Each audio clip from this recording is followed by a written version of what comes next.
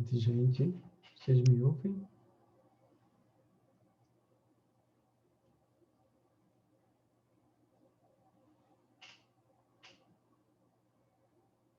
Só teste de áudio, vocês me ouvem?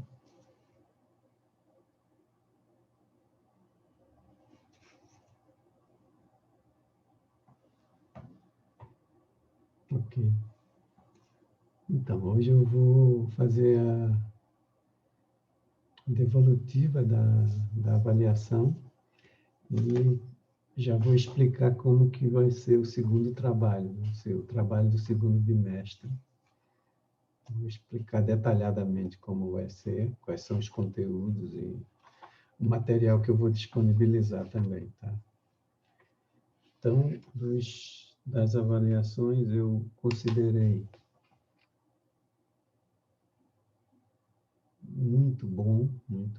bons os trabalhos. Todos atenderam e seguiram as orientações havidas em classe. E também seguiram muito bem os modelos, tanto de resumo expandido, quanto do pôster. E as apresentações orais também, que foram muito legais, muito boas. Dentro do tempo razoável, sem extrapolar muito o tempo que eu havia delimitado. E com relação aos temas, energias renováveis, foi o tema que a Agatha apresentou, o entrelaçamento entre o desenvolvimento sustentável e o direito ambiental, a Maíra que apresentou, a Luana, questão do lixo, que é uma questão muito também fundamental e central, a questão do descarte correto, com todas as implicações que perpassam essa questão. O Leonardo apresentou a questão do hiperconsumismo versus consumo consciente. Esse talvez seja o calcanhar de Aquiles da sociedade, da civilização moderna, que é a questão do consumo exagerado e do hiperconsumo, que é mais ainda. Né? E teve a Naira, que também apresentou sobre a questão da água, o cuidado que necessitamos ter, né, com a questão da água, o cuidado. Então, eu considerei mais do que satisfatório, superou a minha expectativa, os temas. Pelo que eu entendi, a turma gostou de poder escolher livremente o tema para fazer o seu trabalho, de maneira bem transparente, com as regras apresentadas de antemão, para que não houvesse nenhum mal-entendido. Bom, então é isso. Essa é a parte da devolutiva, com relação à avaliação do primeiro bimestre. E agora eu vou apresentar o roteiro para a apresentação do segundo trabalho, e com as datas, com tudo isso. Vou disponibilizar a tela.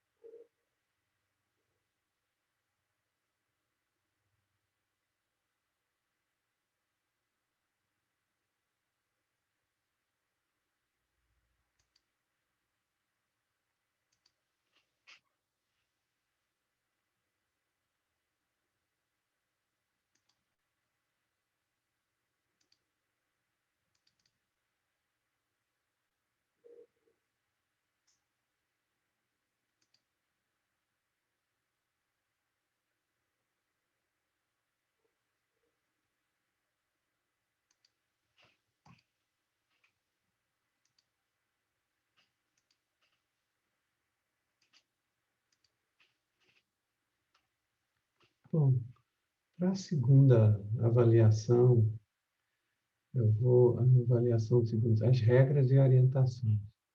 Então, é um pouco diferente da primeira, mas também já é apresentado bem antes para que vocês tenham tempo de se organizarem livremente. Também a composição, né? 50% da nota também é dividido, porque tem a apresentação oral, né? Também, no dia da avaliação. Então, nós teremos 50% da entrega por escrito, tal como foi feito na primeira, da descrição e análise de um caso socioambiental, analisado à luz dos aspectos centrais da sustentabilidade, que eu vou apresentar, vai ser o conteúdo que será apresentado, né? Para que vocês preparem o trabalho a partir desses conteúdos. Vai ter um texto, dois textos, três textos, na verdade, indicados, e o que eu estarei falando deriva desses textos. E serão esses os aspectos da sustentabilidade. Aspectos éticos, sociais, ambientais, econômicos e jurídicos. Esses são esses pontos. E tem um outro texto também sobre as ferramentas para a sustentabilidade, que tem 5 ferramentas. Então, resumindo como será, vocês vão escolher um caso julgado, um caso socioambiental, já julgado, óbvio. E só que o que eu quero que vocês façam, vocês vão analisar esse caso a partir desses aspectos que serão apresentados aqui, tá bom? Essa é a primeira parte. Eu vou detalhando depois. A gente vai começar na próxima aula com os aspectos éticos, depois os aspectos ambientais, sociais, econômicos e jurídicos. Então, é isso. Essa é a primeira parte. E a segunda parte é a apresentação oral. A apresentação oral é livre, não quero pôster, não quero nada, é livre. Vocês vão apresentar livremente, mas ela tem que ter exatamente o que foi descrito na parte escrita, né? Que é a descrição do caso, uma boa descrição do caso, onde que aconteceu, que ano, tal, quem foram as pessoas, os grupos envolvidos, os atores envolvidos, e depois a análise que vocês fizeram, né, a partir desses aspectos. Então é isso. É a segunda, para compor a nota.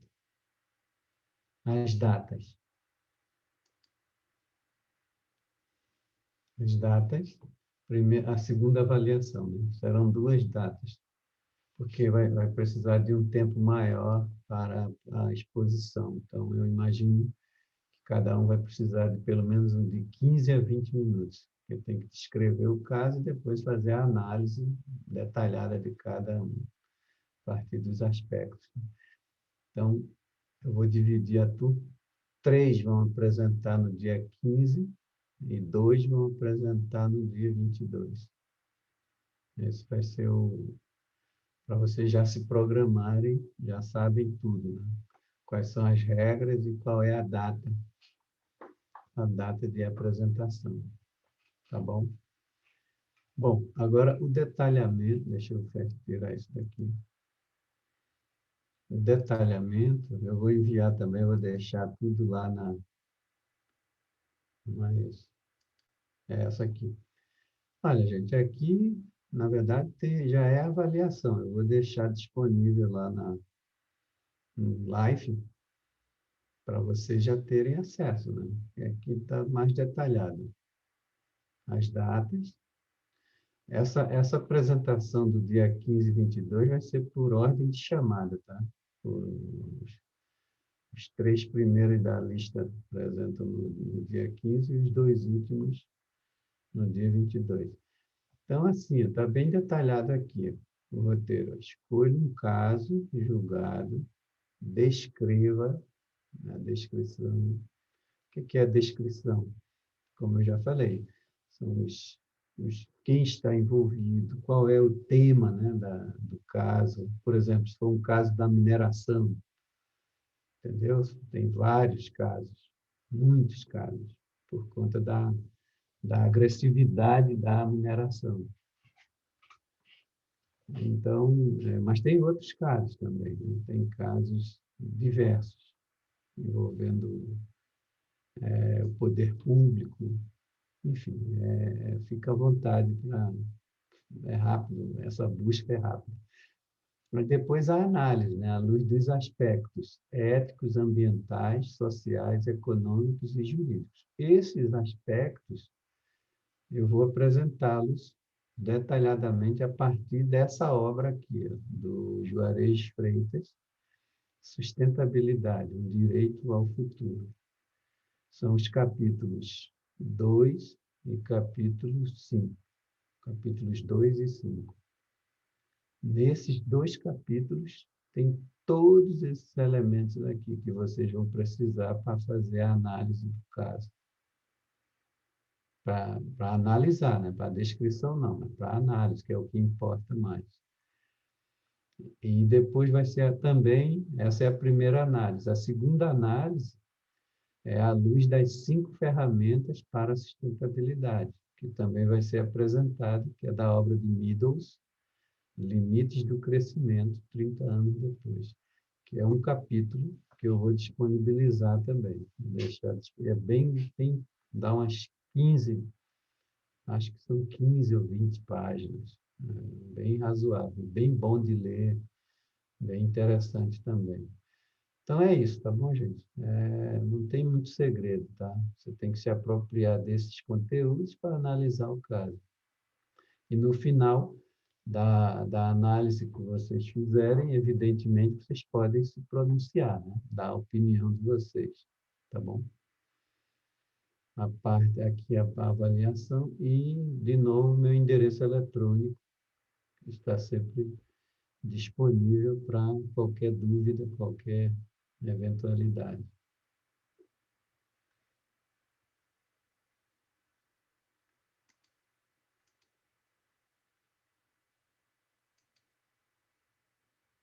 Tá, deixa eu perguntar. Eu não sei se eu disponibilizei a prova, né? Eu mostrei para vocês. Então, é aqui, gente, a avaliação. Eu acabei não tinha compartilhado, mas ficou tudo gravado, né? Então, olha aqui, você escolhe o caso, descreve, faz a análise à luz desses aspectos aqui, que serão apresentados. E esse texto também são 2 capítulos, que serão disponibilizados. E depois a análise a partir desse capítulo aqui do livro de Meadows, Limites do Crescimento. São as 5 ferramentas para a sustentabilidade que esses autores aqui trazem. E o meu endereço eletrônico, tá bom? Então, isso aqui eu vou enviar, disponibilizar para todos, para que vocês se programem. Então, é isso. Bom, aí agora, o início dessa unidade agora,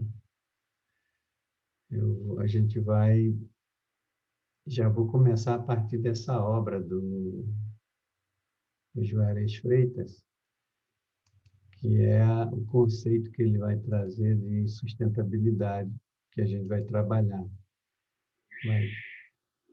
Então, deixe-me compartilhar com vocês aqui.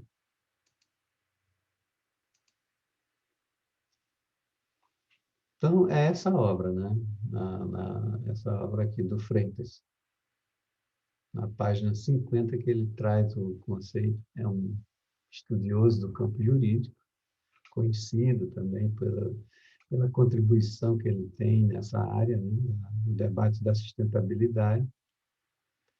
E a tese que ele apresenta no livro é que a sustentabilidade ela precisa ser tomada como um princípio constitucional.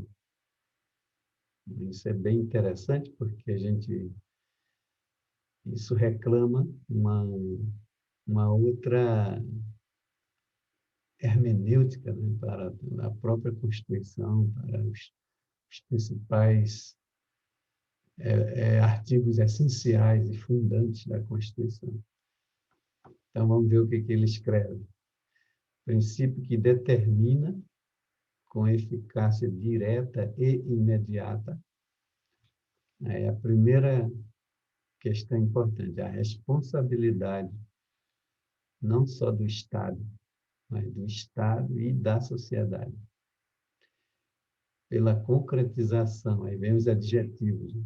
Solidária, porque ele está trabalhando dentro do paradigma da sustentabilidade, não da insustentabilidade.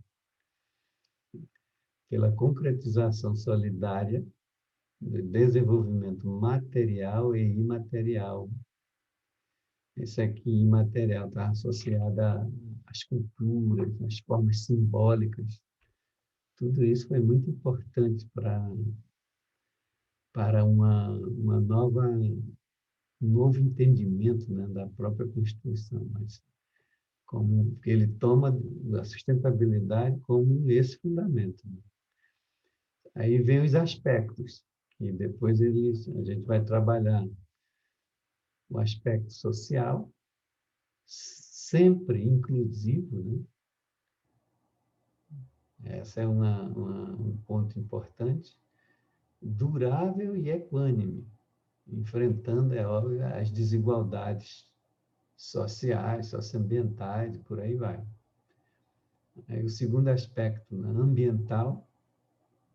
Esse aspecto, antes disso, esse aspecto aqui está associado à questão da igualdade, da equanimidade, né? Da luta por justiça, enfim, para reduzir um pouco a desigualdade, porque a desigualdade ela é um foco de insustentabilidade. E depois, ambientalmente limpo, o aspecto ambiental, então social, ambiental, inovador, tá? Tem a ver com a tecnologia, com toda essa novidade que não dá para a gente deixar de levar em conta. O aspecto ético, que são os valores, a eficiência associada à economia. Não uma economia abusiva, né? Mas uma economia controlada, para que ela não se torne predadora, né?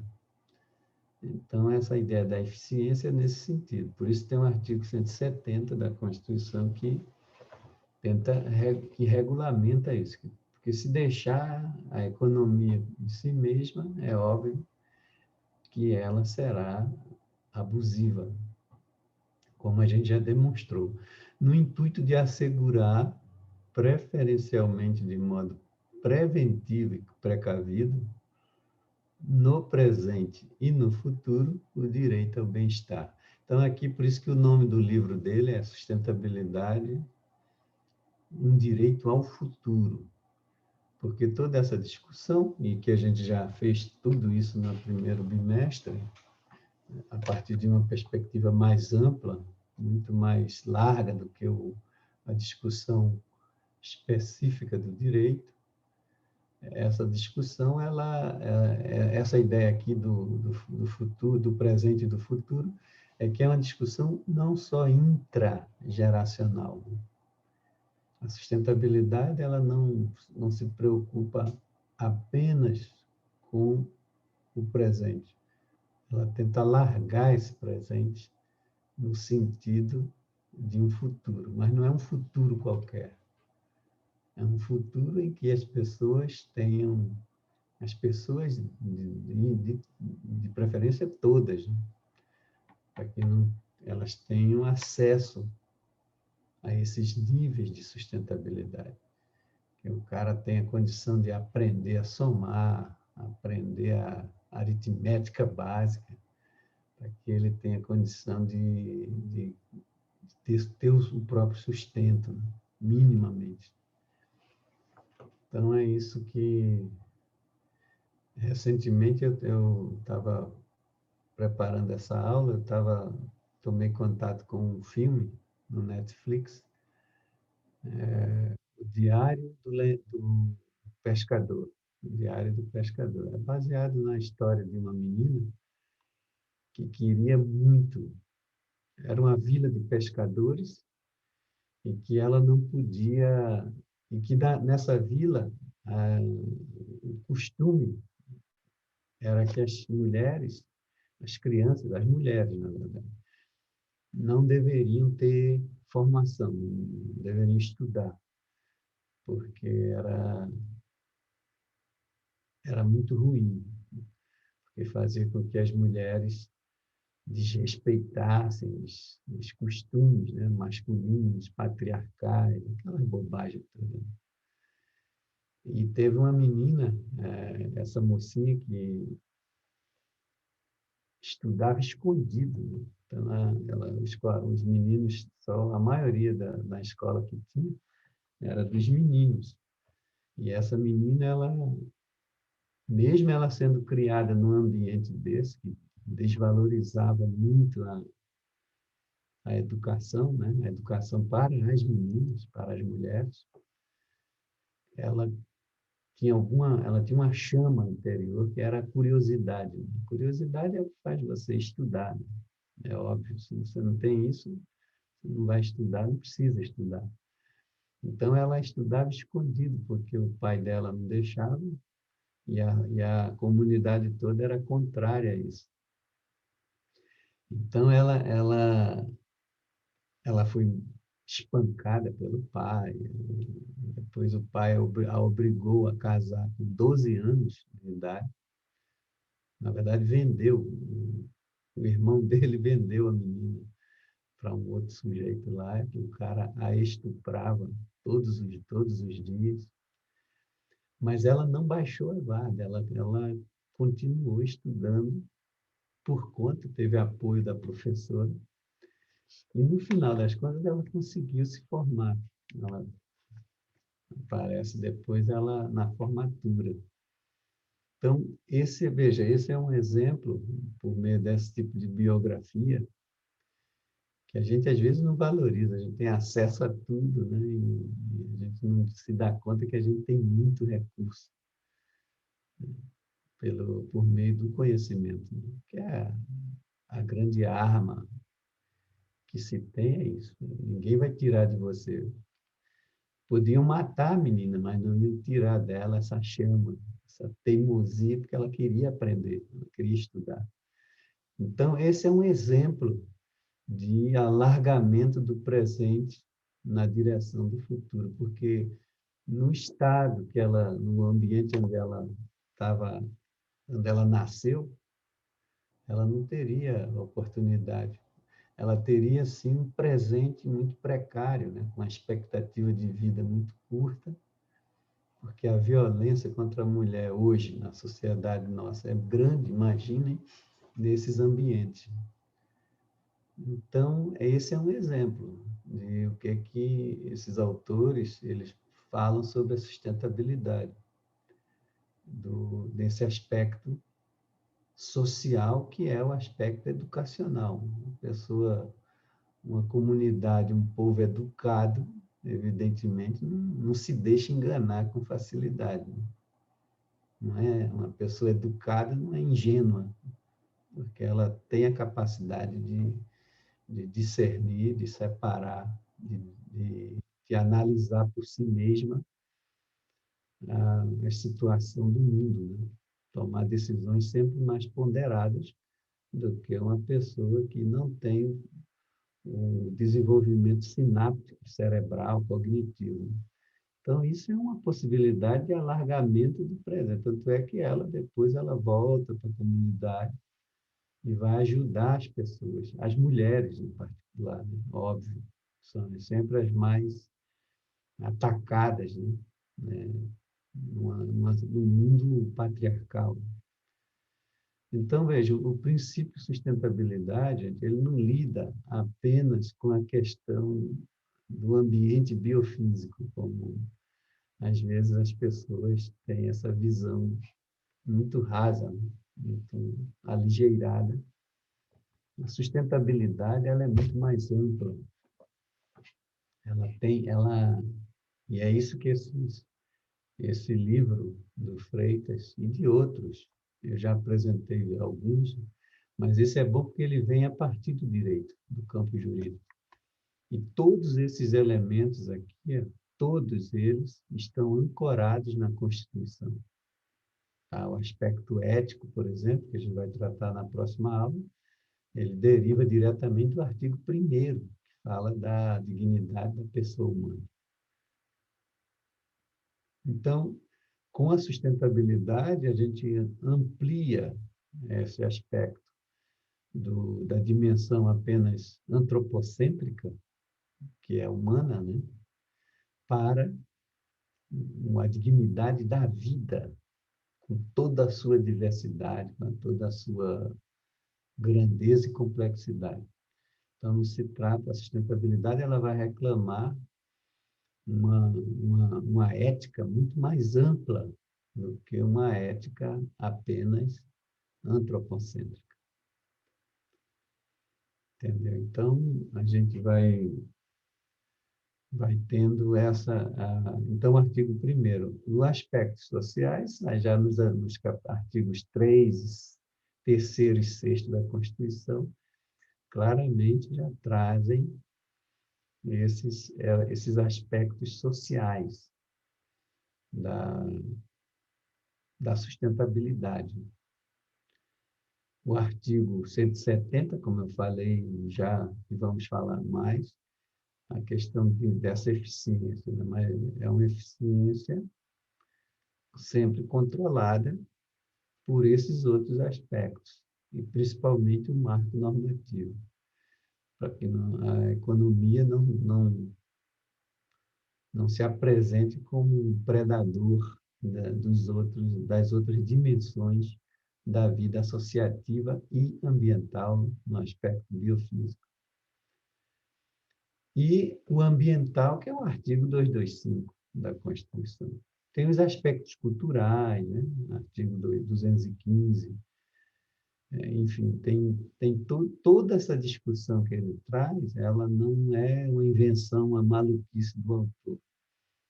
É uma discussão que encontra amparo na própria Constituição. Por isso, ele defende essa ideia da sustentabilidade como um princípio constitucional. É por essa razão. Mas tudo isso a gente vai detalhar um pouco mais. Aí tem mais essa lâmina aqui, que eu coloquei todos os principais artigos que servem para amparar, né, toda essa tese sustentada pelo autor.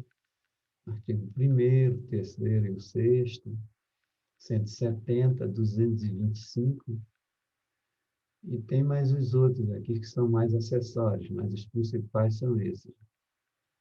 Os aspectos éticos, os aspectos sociais, econômicos e os aspectos ambientais.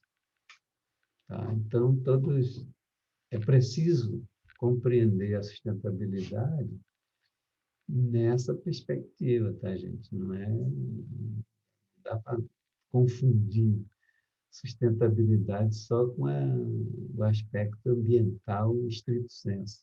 Isso está superado, na verdade. Não faz mais sentido as pessoas hoje já ter esclarecimento para isso. Falar de sustentabilidade é muito mais. Não adianta você proteger uma determinada espécie, que é importante, óbvio, proteger, então, conservar, preservar, claro que sim. Mas você descuidar, por exemplo, de aspectos sociais, por exemplo, a gente tratar mal os nossos velhos, a gente tratar mal as nossas mulheres, a gente agredi-las, a gente, entende? Não, da gente não tomar cuidado, por exemplo, com a economia, porque se deixá-la livre, o que ocorre é que ela toma conta de tudo, né? Passa por cima de tudo, porque ela é o carro-chefe do paradigma da insustentabilidade. Então, essa a sustentabilidade, ela reivindica sempre essa tentativa de equilibrar isso, de equilibrar esses aspectos.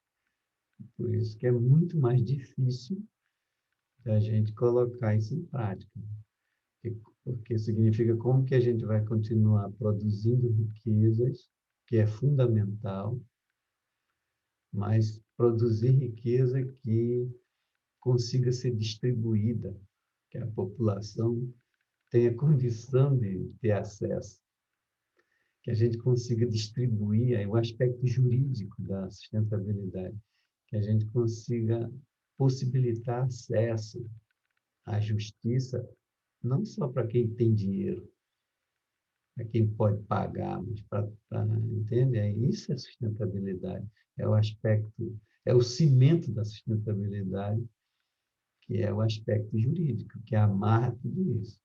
Porque também você não pode pensar uma sociedade sem os marcos normativos, sem uma regulação, sem uma regulamentação jurídica, construída socialmente, politicamente, mas é a que vale. Então, esses são os pontos. Mais uma vez, como é que você vai pensar em sustentabilidade se você não oferece condições básicas de educação, mesmo, como o caso do filme que eu comentei, entendeu? De educação para que as pessoas consigam se emancipar, gente. E a emancipação ela se dá pela educação, não tem outro jeito. Não é assim, vendo novela, vendo Facebook, que o cara vai. Não é por aí, é tendo educação formal mesmo, para que ela consiga ter uma colocação melhor no mercado de trabalho. Isso no geral, e para as pessoas, por exemplo, as mulheres pobres, mulheres negras, pretas, que têm mais dificuldade ainda de acesso, né? Então, tudo isso, a sustentabilidade, ela tenta agregar tudo isso dentro de um paradigma da sustentabilidade, que é o que a gente está discutindo. Porque se a gente não aceitar isso aqui, achar que tudo isso é bobagem, a gente volta para o paradigma da insustentabilidade. Aí lá não precisa se preocupar com isso, porque é lei do cão, lá não tem conversa. E é o mundo que a gente vive. Então, essa é a grande discussão. Tá bom? Então, hoje, que a ideia minha era essa, de fazer a primeira devolutiva, que já foi feita, e dizer mais ou menos o que a gente vai fazer ao longo desse bimestre. Tá? Vai ser mesmo esquema, sempre apresentando, né, amarrando essa discussão, só que agora a gente, no primeiro bimestre, a gente abriu o leque, né, o contexto global, para discutir a questão mais amplamente. E agora a gente entra mais especificamente nesses detalhes da sustentabilidade, pensada a partir do campo jurídico. Tá? Então, essa é a proposta para a condução dos nossos encontros. Então, é isso. Vocês gostariam de perguntar alguma coisa, alguma curiosidade, alguma dúvida?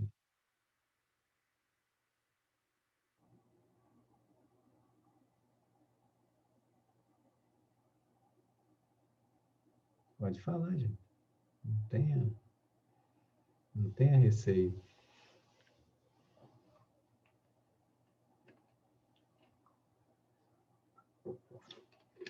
A Luana escreveu: teria como disponibilizar os slides, se não for incômodo? Sim, posso, não tem problema nenhum, não. Tem. É que, na verdade, os slides, às vezes eu uso para outros cursos, né? Com outros propósitos, entendeu? Então, eu trago aqui para vocês, às vezes, são recortes, mas não tem problema, não tem problema não. Eu posso colocar no YouLive também, para que vocês tenham acesso. A ideia é essa, né? Disponibilizar para quem tiver interesse, faça um bom uso. Se for para ajudar vocês a se tornarem pessoas melhores, é por aí. Essa é a finalidade de uma formação, né? Tá bom? Responde, Luana.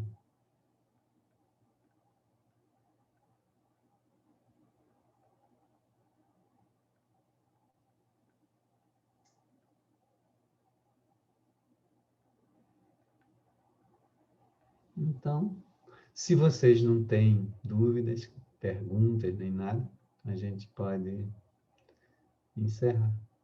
Desejar uma ótima semana para vocês, tá bom? É isso.